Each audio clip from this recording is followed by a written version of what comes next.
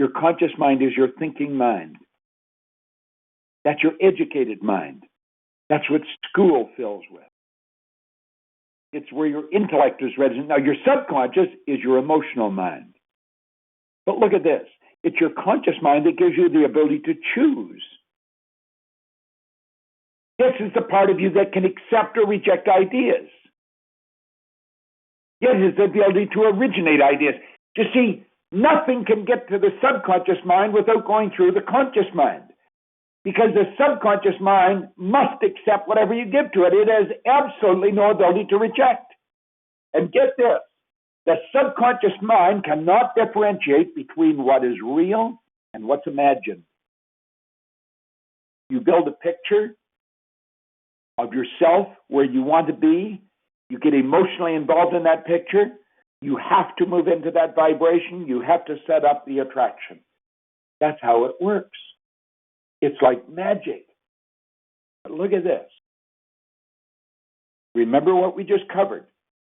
We said your conscious mind is where your intellect is resonant. That's where your reasoning factor is. Well, your reasoning factor gives you the ability to think. This is all in the conscious mind. Now, here's where the problem really picked up speed for you and me. When we were infants, this is how we arrived. And whatever was going on around us went right into our subconscious mind. We were not surrounded by people who understood how the mind works. We weren't surrounded by people who thought nothing but positive thoughts. Whatever was going on around us went right into our subconscious mind. That's where we gained all our prejudice. I'll tell you something else. That's where you gained your self-image, the picture of you, what you think of you. When I was a little kid, if they lived in bigger houses, those people were different. They're Catholics, but they're nice people.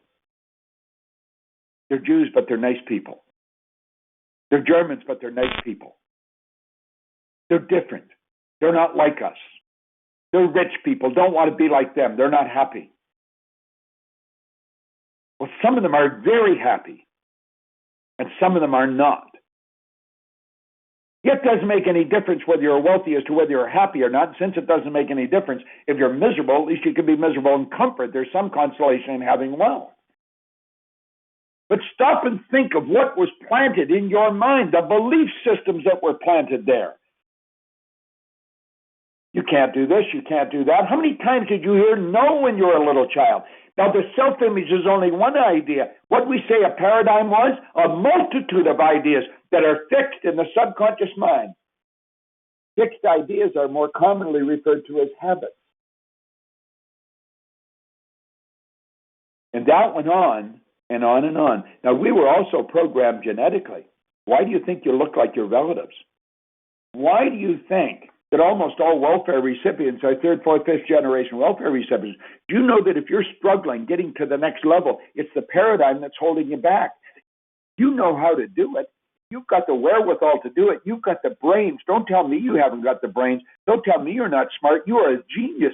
Your spiritual DNA is perfect. There's genius locked up in every one of us. We've got to bring it to the surface. We have to gain an understanding. We're only here for a short time. We want to make it a good time. Now look at this. After a lot of programming here, they take and they pump us into school. Now the yellow is the educational model. The white is life success. That's my company. This is what I've been teaching for 45 years. I teach it all over the world.